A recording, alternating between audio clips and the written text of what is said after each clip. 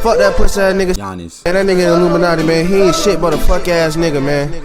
Man, I'm balling Kobe Bryant on the nigga, man. Fuck Giannis. Fuck Giannis. Look, fuck Giannis. Fuck Giannis. Fuck Giannis. Fuck Giannis. Fuck Giannis. Fuck Giannis. Oh, if there was a man to prey on Giannis' downfall, it's always gonna be me. It's always gonna be me. Look, bro, as a dedicated James Harden fan, an Arizona native, bro, y'all should know. If y'all watch ball, y'all should know how much I dislike this Greek motherfucker. I'm such a big hater, bro. It honestly had me smiling ear to ear when I saw those show times for all the games. Like, you not even getting prime time no more, baby. But man, the hate watch is over. Let's go, Hallie, go. Game timed it on them. Y'all should have seen my face. I was jumping for joy, jumping for actual joy. But I'm not even a Pacers fan, bro. I'm just so happy to see Giannis get hit with the cross all the way to the rack, bro. Keeping my Giannis at 6'10". Then Haliburton's dad goes over there and presses him. He stood on 10. He stood on 10. And oh my God, I was hoping. Oh, man, it's such a tragic situation with Dame, bro. If Dame was there, I'm guaranteeing some fists would have been fought. Probably Malice hit the palace, bro. I don't know what would have happened, but look, I don't know about y'all, but bro, this has been one of the most like lit, passionate years of playoff basketball. Like, it's like it feels like the players just flipped the switch or something, bro. Like, we're not seeing this in like the past previous years, bro. So I gotta give the players the credit, bro. Everyone in every single series, not just this series, bro. Every series, it just feels like straight passion ball. Like, no one's trying to lose. Every game is close, and it really sucks. You know what, I'm not gonna say it sucks, bro, but I really hope it just continues on. You know what I'm saying? I hope the passion, the chippiness, the rivalries that we're building, bro, just continues to go, because this is great for basketball. There's so much going on, bro, and I just love it. But look, back to Giannis, bro. I may be a hater. I may just be a hater, bro, but look, I gotta give credit where credit's due, bro. You know what I'm saying? I know ball, so I'm gonna give him credit, obviously, bro, even though it's fuck that nigga still, but I'm gonna give him credit. He had a great series and a great game, matter of fact. You know what I'm saying? Gary Trent ass sold, bro. They will probably go into game 6 if bro didn't have butter all over his fingers, bro. But look, I've been seeing a lot of people on the media say, bro, they are comparing Giannis to LeBron James before he left the Cavs in 2010, bro.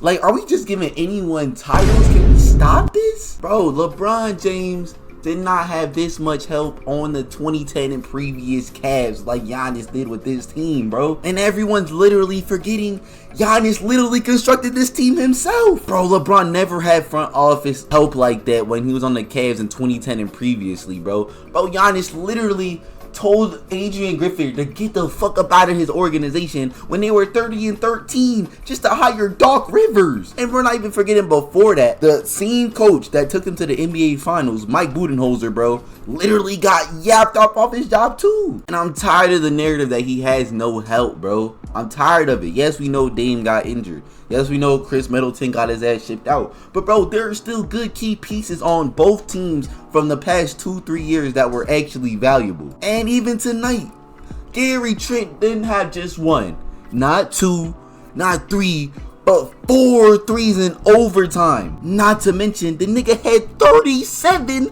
in game 3. Like, bro, LeBron has never had a shooter like that before 2010. So can we put that comparison to the side? Just leave it, bro. LeBron did not have this much help.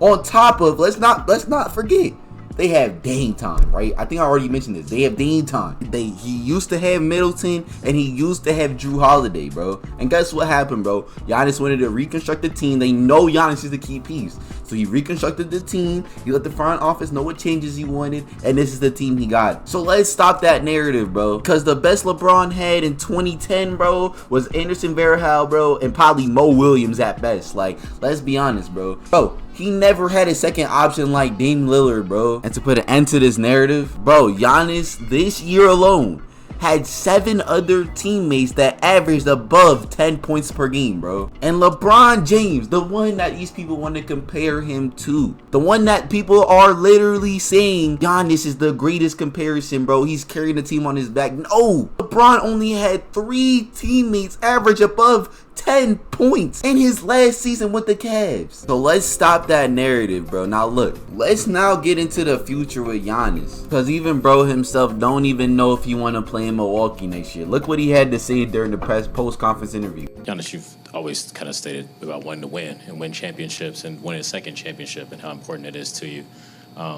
Do you think that you can still win that second championship here in Milwaukee after a third straight first-round exit? Look, I'm not gonna do this.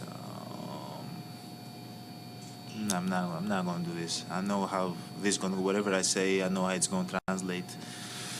I don't know, man. I wish I was still playing. I wish I was still like competing and going back to Milwaukee. I don't know. As y'all boys can see, the interviewer was throwing him the bait. And a lot of people are going to be like, oh, why would he answer that right now? But let's be completely honest. If he still wanted in Milwaukee, he would have been like, I'm going to be here right in this place right next year with the same group of guys, yada, yada, yada, right? So let's not be naive here, bro. Yeah, he answered it all PR, yada, yada. But, bro, let's be completely honest. Like I said, if he really, really wanted to stay in Milwaukee, he would have just been like, yeah, I'm going to be here again with the same group of guys and fighting for the same ship, whatever the case was. But the interviewer also asked him another big question about his teammates. Let's see what he had to say. I mean, the guys you had on the floor, obviously without Dame, just how much faith or belief in still the guys that you had in the locker room, the way that Joe showed the fight tonight and just even these last, the end of the regular season, they're just kind of how much, I guess, belief in the roster in the locker room that you still have? How much belief I have on my guys that I just played the game. Yeah. So Jamal should say I have zero belief. And 30 minutes ago, I was fighting for my life with the dudes, Gary, Bobby, Scoot, AJ, Jericho, Pat, Kuz, Brooke, and I can sit here and say I had zero belief, or I don't have as much belief anymore to my teammates. If I said that, would that be fair to them? That would never be fair to them. And it's not fair to say something like it's disrespectful towards them. And as a leader, 30 minutes ago, me and my teammates left everything, our heart on the floor, everything we had on the floor. So I believe to them today, I believe to them tomorrow. I always believed in them, and I always believe that we can win a game, and I believe will never go away. Straight for the bait again, man. An interviewer even cut off the other interviewer to try to get the little bite, the little media bite. But y'all know how the media coming. Like I said, they come hot. But he expected this answer. Typical PR answer. Of course, you're not going to rip your teammates to shreds. If that was me personally, bro, I would have been in that locker room already scrapping Gary Trent. I don't even think I would have went out for the press conference interview. But enough jokes. Let's actually get realistic about his future now. Let's be realistic, bro. He's not going to the Lakers. I don't even think Adam Silver will let that happen. Maybe not even the Warriors. So let's get them two out the conversation. Let's be realistic here, bro. Bucks do not have a lot of assets, like at all. They use them all up trying to get all these players to, like I said, help out Giannis, right? So realistically, bro, if there was a package deal, it would most likely probably contain one more player, no draft picks, and like just Giannis. So at most probably one or two players with Giannis, if not Giannis alone. And remember, we're talking about Giannis, bro, one of the most prolific players in the league.